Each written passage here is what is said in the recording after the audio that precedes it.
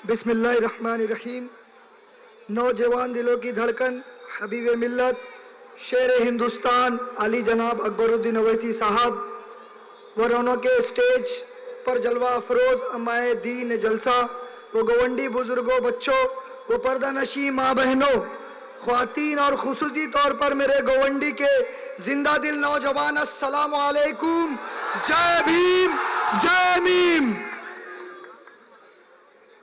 मैं आपका अपना अतीक खान, आपका अपना अतीक सर, इस मानखुर शिवाजी नगर असेंबली में रहने वाला, जो आज आपके बीच में इस स्टेज पर खड़ा है।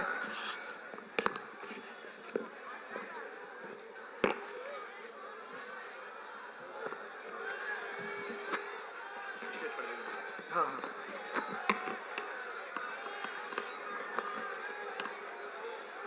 जो स्टेज पर खड़ा होकर आपके बीच में भाषण दे रहा है।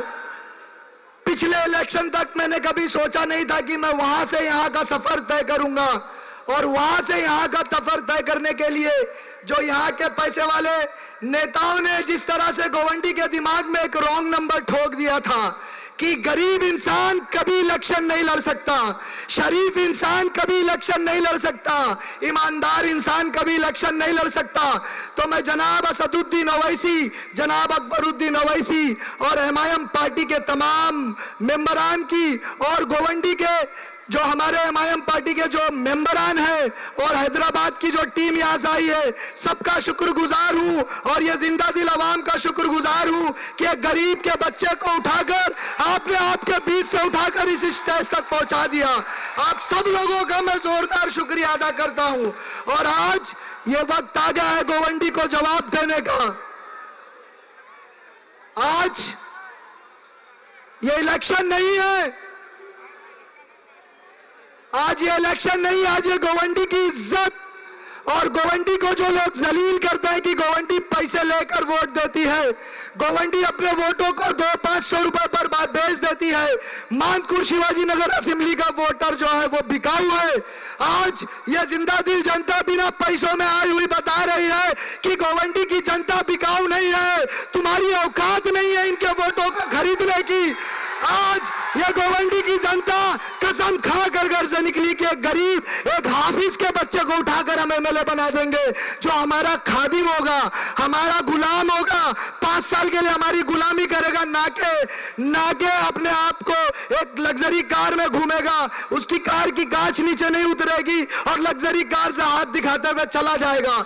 लेकिन मानखुर असेंबली इस बार अपना एमएलए चुनने जा रही है उस नौजवान को जो आपके बीच में रहता है, जो पैदल चलता है, गली गली को, कूचे कूचे को जानता है, जो आपकी तकलीफों को बखूबी जानता है। आज मैं यहां पर कोई तकरीर नहीं करूंगा,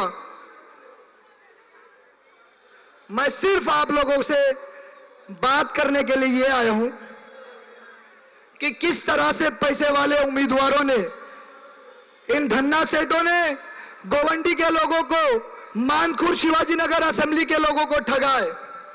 मैं आपके सामने कुछ डेटा रखना चाहता हूं। चूंकि मेरा ताल्लुक इकोनॉमिक से भी है, मेरा ताल्लुक पॉलिटिकल साइंस से भी है, और मैं संविधान पढ़ाने वाला आदमी हूं। डॉक्टर बाबा साहेब अंबेडकर का जो संविधान लिखा गया है, मैंने सिर्फ उसको पढ़ा नहीं है, उसको अपने अमली जिंदगी में लेकर आया है और मैं उसको सिखाता हूं। और उसी संविधान के आर्टिकल 324 ने ये इलेक्शन कमीशन को बनाया ताकि लोग इलेक्शन के जरिए चुनकर आए और राजा बने, राजा का बेटा राजा ना बने। लेकिन यहाँ पर कुछ ऐसे नौजवान नेता हैं, कुछ ऐसे पॉलिटिशियन हैं जो अपनी सीट पर अपनी बेटी को लड़ाते हैं और यहाँ गरीबों को पैसा दिखाकर उनका वोट खरीदने के लिए चले आते हैं। तो इनको जवाब देने के लिए डॉक्टर बाबा साहब अम्बेडकर के दिए हुए संविधान के वास्ते में यहाँ पर खड़ा हूं। अब मैं आपकी असेंबली के बारे में बता दूं। जो लोग बोलते हैं ना काम बोलता है, मेरी माँ, मेरी बहनों, आपके साथ कितनी ठगी की गई, मेरे भाइयों आपके साथ कितनी ठगी की गई, मैं उसको आपके सामने रखता हूं।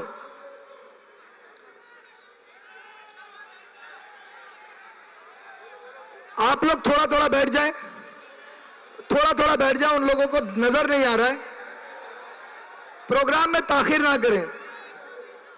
आपके सामने जितने बाहरी नेता आ रहे हैं, आप अगर उनको सवाल पूछ लें, शायद अभी मैं बता दूं तो उनको भी पता चल जाए कि गोवंडी का जो इलाका है वो कितने स्क्वायर किलोमीटर में आता है, तो वो ये नहीं बता सकते हैं वो आपकी असेंबली को क्या बदलेंगे।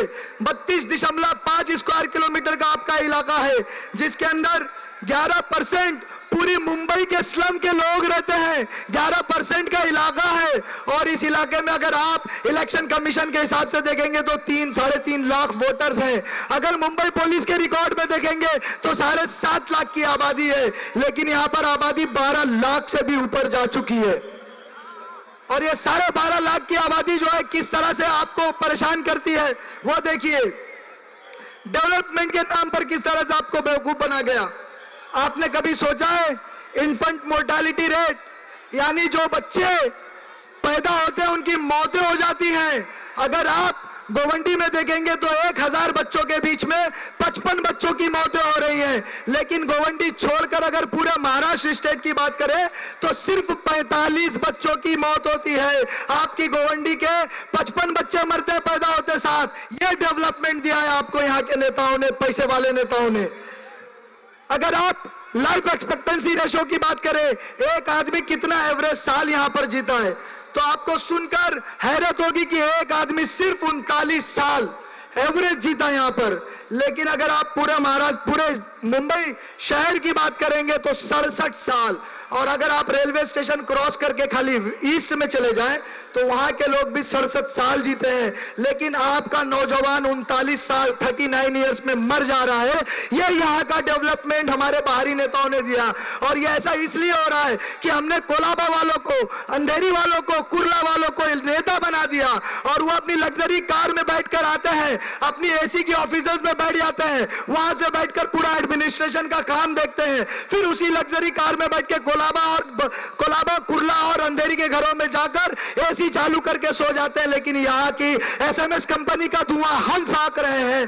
डंपिंग ग्राउंड का जो स्मेल आ रहा है, मिथेन आ रही है, वो हम फाक रहे हैं। यहाँ बगल में आपके सीमेंट फैक्ट्री है, उसको हम फाक रहे हैं। यहाँ का प्रदूषण, यहाँ का जो प्रदूषण हो गया, एनवायरमेंट खराब हो गया है, उसको हम जूझ रहे हैं, जिस वजह से यहाँ के नौजवानों को हार्ट अटैक, कैंसर जैसी बीमारियां और टीबी का हॉटस्पॉट बना बैठा है। फिर भी यहाँ के नेता बोलते हैं कि काम बोलता है। आप अपना हाथ उठाकर बोलिए, आप अपना हाथ उठाकर बोलिए कि आपको अपना लोकल आमदार चाहिए या नहीं चाहिए। अगर चाहिए तो हाथ उठाकर जवाब दीजिए।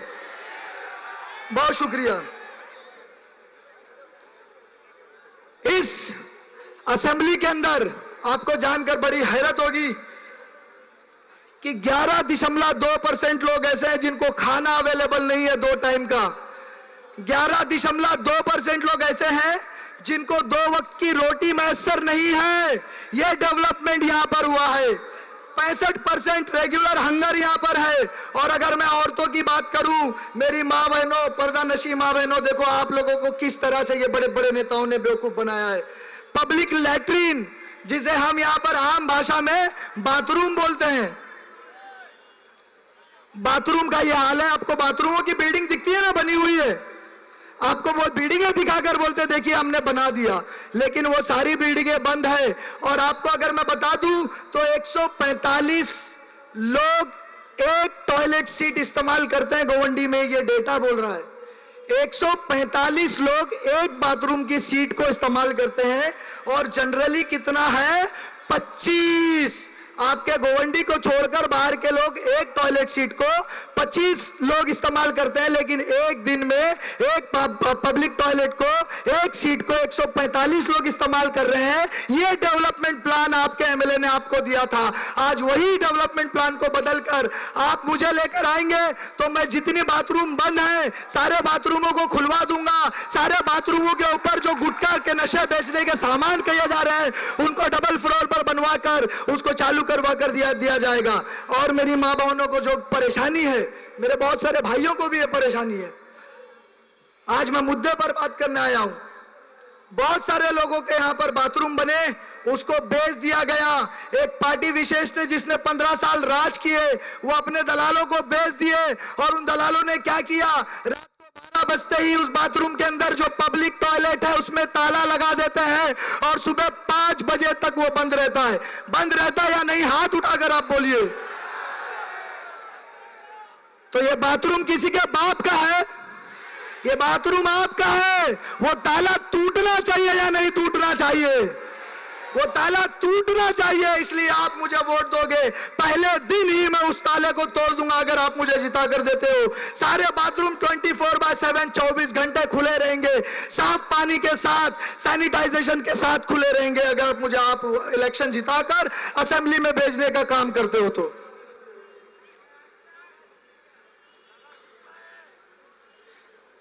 अगर मैं अस्पताल की बात करूं, एक बिल्डिंग हमारे यहां 7 माले की बिल्डिंग बनी जिसका कॉन्ट्रैक्ट 11 करोड़ में पास हुआ था और बनते बनते 25 करोड़ रुपए खर्च हो गए। आप समझते हैं बखूबी, गोवंडी के लोग जानते हैं कि एक घर बनाने के लिए जो 10 लाख का उनका अपना घर है उसके अंदर कितनी दलाली देनी पड़ती है। कॉर्पोरेटर से लेकर एमएलए तक सब दलाली खा रहे हैं या नहीं खा रहे? आप हाथ उठाकर बोलिए। तो ये दलाली बंद होनी चाहिए नहीं होनी चाहिए? ये दलाली मैं बंद कराने का काम करूंगा। ये 7 माले का जो हॉस्पिटल बना, इस हॉस्पिटल को 25 करोड़ रुपए में बनाया गया और आपको बता दूं उसका उद्घाटन हर इलेक्शन में हुआ, कॉर्पोरेशन में भी हुआ, विधानसभा में भी हुआ और लोकसभा में भी हुआ। लेकिन पिछले हफ्ते जब मैं उस हॉस्पिटल के अंदर जाकर मैंने बात किया, आपने बड़े बड़े नेताओं को देखा वहां नारियल फोड़ते हैं, वहां बोलते हैं मैंने ये ला दिया वो ला दिया। आज तक उस हॉस्पिटल का एस्टैब्लिशमेंट लेटर तक नहीं आया। मैं आपको बता दूं एस्टैब्लिशमेंट लेटर क्या होता है। एस्टैब्लिशमेंट लेटर वो होता है जैसे हॉस्पिटल बना, उसके अंदर कितने डॉक्टर अपॉइंट होंगे, कितनी नर्सेज अपॉइंट होंगी, मेडिकल स्टाफ कौन होगा, नॉन मेडिकल स्टाफ कौन होगा, वार्ड बॉय कौन होगा, ये सारी चीजें तय की जाती है। उनकी पगार सैलरी कहां से डिस्पोज होगी, ये सारी चीजें तय की जाती है। फिर उस एस्टैब्लिशमेंट लेटर के बेसिस पर अस्पताल को खोला जाता है। लेकिन हमारे नाम निहाद मुस्लिम सेक्युलर लीडर मुसलमानों का वोट लेने के लिए इलेक्शन पहले उसकी ओपनिंग करवाते हैं और पूरे 5 साल तक कोई फैसिलिटी नहीं मिलती है, फिर ओपनिंग करवाते हैं, फिर कोई फैसिलिटी नहीं देते हैं। और यहां अगर एक बच्ची को अगर प्रेगनेंसी का मसला है तो उसको घाट को पर जाना पड़ता है, उसको चेंबूर जाना पड़ता है, साइन हॉस्पिटल में जाकर बेपर्दा होना पड़ता है। क्या हमारी मां बहनों को इस हॉस्पिटल की जरूरत नहीं है? क्या एस्टैब्लिशमेंट लेटर की जरूरत नहीं है? ये एक दिन का काम है। एक दिन आप लिख लीजिए, आप मुझे जिस दिन असेंबली भेजेंगे एक दिन के अंदर एस्टैब्लिशमेंट लेटर लाकर गोवंडी की झोली में डाल देने का काम करने वाला हूं मैं इंशाअल्लाह। अगर औरतों की पढ़ाई की बात करूं, मैं बच्चियों की पढ़ाई की बात करूं तो 31% औरतें यहां पर 15 से 49 15 साल से 49 साल की औरतें जो है इलिटरेट हैं, उन्हें पढ़ाई करने का मौका नहीं मिला। और अगर पूरे मुंबई सिटी की बात करूं तो 90% लोग जो है लिटरेट हैं मुंबई सिटी के अंदर। मैं औरतों की बात कर रहा हूं। हमारी बच्चियों को पढ़ने का मौका क्यों नहीं मिल रहा? क्या हमारे एमएलए ने, पैसे वाले एमएलए ने जो अपनी बच्चियों को लंदन में पढ़ा रहे हैं, क्या गोवंडी मानखुर्द के लोगों का वोट लेकर उनका यह हक नहीं बनता था कि वो हमारी बच्चियों से पूछे कि आप पढ़ क्यों नहीं पा रही हैं? क्यों नहीं पूछा उन्होंने? ये सवाल आपको पूछना है। और अगर आप चाहते हो कि आपकी बच्चियां पढ़े तो आप मुझे एमएलए बनाकर असेंबली में जरूर भेजें इंशाअल्लाह। अकबर साहब यहां पर मौजूद हैं, मैं इनकी मौजूदगी में यह बात कह रहा हूं इंशाअल्लाह 3 साल के भीतर बीबी फातिमा गर्ल्स कॉलेज जो डिग्री कॉलेज होगा इस गोवंडी की सरजमीन पर बना कर दूंगा। और उसके लिए मुझे सरकार से कोई लैंड मांगने की जरूरत नहीं है। मांगता वो है जो मजबूर होता है। जिन नेताओं के पास 3,85,000 वोटर्स की मत हो, 3,85,000 वोटर का सपोर्ट हो, वो असेंबली के अंदर मांग रहा है और असेंबली के बाहर कहता है मेरी कोई सुनता नहीं है। अरे कोई सुनेगा कैसे? तुझमें वो पावर ही नहीं है कि कोई सुने। अरे एक बार एमआईएम के इन शेरों को देखो, इन शेरों को देखो, हैदराबाद की सरजमीन के ऊपर सरकार को घुटने पर लाने का काम करते हैं। इंशाअल्लाह यहां पर भी महाराष्ट्र की सरजमीन के ऊपर अगर एमआईएम के आपने 16 कैंडिडेट जिता कर दिया तो किसी की भी सरकार बने उसको घुटने पर गिराने का काम करेंगे इंशाअल्लाह।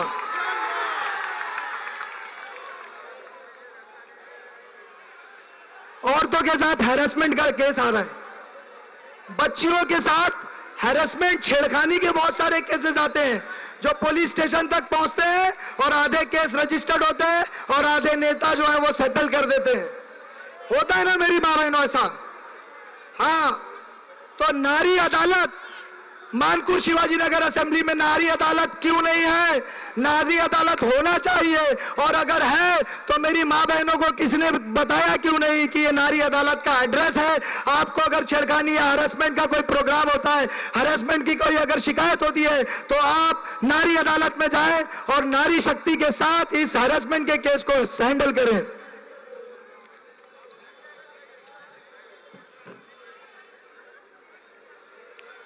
अब मेरे पास ज्यादा वक्त नहीं है, सिर्फ 5 मिनट है, आपका 5 मिनट ले लूं।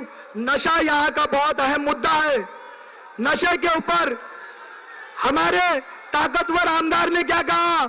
जिनके बच्चे नशा करते हैं उन माओं को देखना चाहिए। अरे जब माएं अपने बच्चों को देखेंगी तो आपको वोट क्यों दिया है? नशा बेचने वालों को तो आप देख लो, बच्चों को आपकी माएं देखेंगी, लेकिन नशा बेचने वालों के साथ ताता थैया कर रहे हैं। ये जो 500,000 रुपए की नोटें बांटी जा रही है वोटों को खरीदने के लिए, ये नोटें नशा बेचने वालों के जेबों से आई है। अगर आप 500,000 रुपए लेकर उनको वोट देते हैं तो गोवंडी मानकुर शिवाजी नगर असेंबली के अंदर 5,000 से ज्यादा बच्चों की मौतें नशा करने की वजह से हुई। इन मौतों के जिम्मेदार आप होंगे और रोजे महशर के दिन आपका गला पकड़ लिया जाएगा। तो आप चाहते हैं कि नौजवान बच्चों की मौत की वजह आप बने, तो आपको इन्हें वोट नहीं करना है। रोड एक्सीडेंट अगर आप देखेंगे, रमलर नहीं है यहां पर, छोटा सा काम रमलर नहीं है। अगर आपने आचार्य कॉलेज का मसला सुना ना, बच्चियों का नकाब खींचा गया ना, बच्चियों को बेपर्दा किया गया ना। आपके ये दोनों एमएलए नवाब मलिक साहब भी और अबू हाशिम आजमी साहब भी इसी असेंबली के थे, बगल की असेंबली के थे, वहां बच्चियां जाती पढ़ने के लिए, दोनों की जबानें नहीं खुली। क्यों? वो इसलिए कि उनके कायद ने उन्हें मना कर रखा था। लेकिन आप मुझे असेंबली में भेजने का काम करेंगे तो मेरा कायद मुझे कान पकड़कर बोलेगा, बच्चियों का नकाब उतारा जा रहा है, तुझे काम करना पड़ेगा। आप गुलाम कायद ना चुने, ऐसा कायद चुने जो आप लोगों के मसलों पर किसी दूसरे की इजाजत लेने की बजाय खुद जुर्रत करे और काम करे। आप लोगों के बीच में बहुत बड़ा मसला मैं डिस्कस करने जा रहा हूं। आपके घर 14 फीट के है ना? 14 फीट के ऊपर आपने बनाया। 1885 का कानून है कि 14 फीट के ऊपर नहीं बनाया जा सकता। इस कानून को बदलने का काम असेंबली से होना चाहिए था, लेकिन असेंबली में जाने के बाद हमारे जो अब नहीं रहने वाले एमएलए, उन्होंने क्या कहा कि इस सारी घरों को तोड़ दिया जाए और तोड़ने का खर्चा भी इस गरीब आवाम से लिया जाए। बल्कि उन्हें यह करना चाहिए था कि असेंबली के अंदर कानून बदलने के लिए, कानून को अमेंड करने के लिए, तरमीम करने के लिए एक बिल प्रेजेंट करना चाहिए था, एक पॉलिसी प्रेजेंट करनी चाहिए थी कि 1885 के कानून को 2025 में कैसे चला सकते हो। आबादी यहाँ पर 10 गुने से ज्यादा बढ़ चुकी है, तो घरें ऊपर तक बनेगी तो 14 फीट का कानून बदलकर कम से कम 40, 42, 45 फीट होना चाहिए। लेकिन ये काम करने की बजाय वो आपके घरों को तोड़वाने का काम कर रहे हैं। तो क्या आप इस बार ऐसे एमएलए को वोट करेंगे? क्या आप मजलिस को वोट करेंगे जो आपके लिए 14 फीट के ऊपर का कानून बनाने जा रही है? और सबसे आखिर में मैं आपसे यह कहूंगा कि हमारे आका नामदार मोहम्मद सल्लल्लाहु ताला अलैहि वसल्लम, जब इनकी शान में गुस्ताखी हुई तो ये बड़े बड़े मुस्लिम लीडर जो अपने आप को मुस्लिम लीडर कहते हैं, जब इम्तियाज जलील साहब औरंगाबाद से दहाड़ते हुए बंबई की तरफ कूच किए लोग यहाँ गोवंडी मानकुर शिवाजी नगर असेंबली के कम से कम 10,000 बच्चे वहां पर पहुंचे। क्या किसी एक बच्चे को आपके लीडर ने पानी पिलाया? जो नामूज़े रिसालत के नाम पर पानी नहीं पिलाना जानता, नामूज़े रिसालत के पैरोकार उनको वोट दे सकते हैं? इस बार वोट सिर्फ और सिर्फ एमआईएम को करें, मजलिस को करें। और आखिर में मैं अपनी बात यहां पर खत्म करते हुए सिर्फ आपसे एक रिक्वेस्ट करूंगा कि आज आपके बीच में एक गरीब का बच्चा, एक हाफिज का बच्चा, एक एजुकेशनिस्ट जो यहाँ के गरीब बच्चों को यूपीएससी एमपीएससी फ्री में पढ़ाता है, जो यहाँ के बच्चों को इल्म देता है, जिसके पास करोड़ों नहीं है, यहीं के 14 फीट घरों में रहता है, यहीं का पीला पानी पीता है, क्या आप इस गरीब के बच्चे की इज्जत रखेंगे? क्या आप जवाब देंगे कि गोवंडी गरीब को भी इलेक्शन जिताना जानती है? ये आपकी गैरत का सवाल है, वरना मैं हार गया तो लोग कहेंगे कि नवाब मलिक के 20 करोड़, अबू हाशिम आजमी के 50 करोड़ के आगे ये टिक नहीं पाया। अगर मैं हार गया तो आप हार गए, अगर मैं आप हार गया, आज अगर मैं हार गया तो आने वाले 5 सालों तक पूरी मुंबई की जनता, पूरे महाराष्ट्र की जनता, पूरे हिंदुस्तान की जनता कहेगी कि मानकुर शिवाजी नगर असेंबली में ईमानदार इंसान हार गया और पैसा जीत गया। तो आपको यह फैसला करना होगा, किसी ईमानदार इंसान को असेंबली भेजना है या पैसे वालों को भेजना है। किसी ईमानदार इंसान को जो आपका गुलाम बनने के लिए तैयार है उसको असेंबली भेजना है, या किसी पैसे वाले को असेंबली भेजना है जो आपका मालिक बनकर, आपका हाकिम बनकर आपके ऊपर हुक्म चलाए, आपको डराए धमकाए और आपके साथ गुंडागर्दी करे। आप बताइए किसे वोट करना चाहते हैं, पैसे वाले को या गरीब इंसान को? अगर आप गरीब इंसान को वोट करना चाहते हैं तो अपने दोनों हाथों को ऊंचा करके कहें कि मैं वोट करूंगा इंशाल्लाह। तो आने वाली 20 तारीख को पतंग के निशान पर 6 नंबर का बटन दबाकर आप गोवंडी को जिता दें, गोवंडी के हर नौजवान, हर माँ, हर बहन को जिता दें। मैं आपके बीच से रुखसत लेता हूं। अस्सलाम वालेकुम व रहमतुल्लाहि व बरकातहू। जय भीम, जय भीम। डॉक्टर बाबा साहेब अम्बेडकर साहब। अल्लाह हाफिज।